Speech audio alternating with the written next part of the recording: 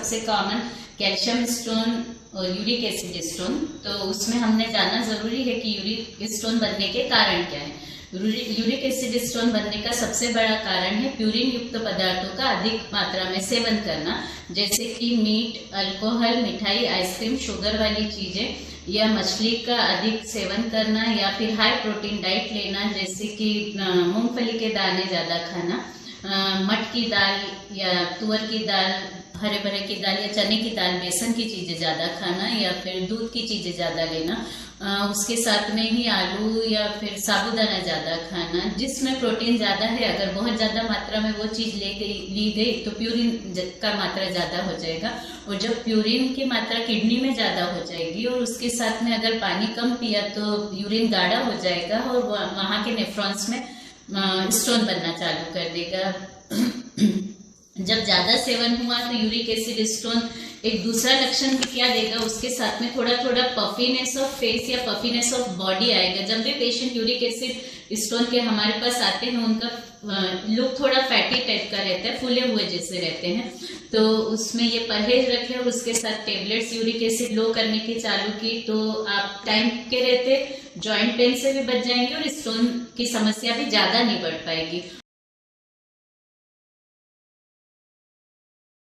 1 महीना 30/7 को एडमिट हुए थे, जब उनको बहुत ज्यादा पेट दुख रहा था, दोनों बाजू की कमर भयानक दुख रही थी, पेशाब को तकलीफ थी, ठंडी बुखार आता था, पूरा अस्वस्थपणा लगता था। तो भाऊलाल बाबा, आपको क्या तकलीफ हुई थी? काय त्रास होत होता तुम्हाला? मुतखड्याचा त्रास होता. मुतखड्याचा त्रास कधी कळाला होता? पूर्वी 8व्या महिन्याला यांना त्रास झालेला होता. थोडा जवळ आण म्हणजे त्यांची आवाज येईल. आवाज जोराने काढतोय. तर 8व्या महिन्यामध्ये म्हणजे ऑगस्टच्या महिन्यामध्ये, ऑगस्ट मध्ये काय झाला होता? पोटाला त्रास दुखायला लागलं होतं. पोटाला दुखला होता. मग 40 गावात जाऊन एक्सरा काढला. आणि त्याच्यापूर्वी ऑपरेशन झाला होता. त्याच्या अगोदर 1 वर्षाच्या आधी। तो भाऊलाल बाबा का 1 साल पहले ऑपरेशन हुआ था, समझ लीजिए पिछली जुलाई में ऑपरेशन हुआ था। और जब ये हमारे यहाँ आए तो पेट बहुत दुख रहा था। 30 जुलाई को इनकी सोनोग्राफी है, जिसमें 2 बड़े बड़े स्टोन बताए हुए राइट साइड में और एक लेफ्ट साइड में। और फिर हमारा डिसीजन हुआ कि इनको स्टेंट डाल के हमने ESWL लेजर से मशीन से फोड़ना। तो आपको कितनी बार इस मशीन पे खड़े फोड़े? 2 बार।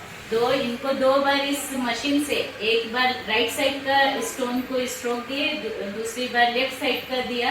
और फिर उसके कुछ दिनों बाद हमने वापस से अगस्त 10 को सोनोग्राफी की, जिसमें कि एक भी पथरी दिखाई नहीं है, दोनों पथरी बाहर हो गई है, दोनों स्टोन से इनको निजात मिल गई है।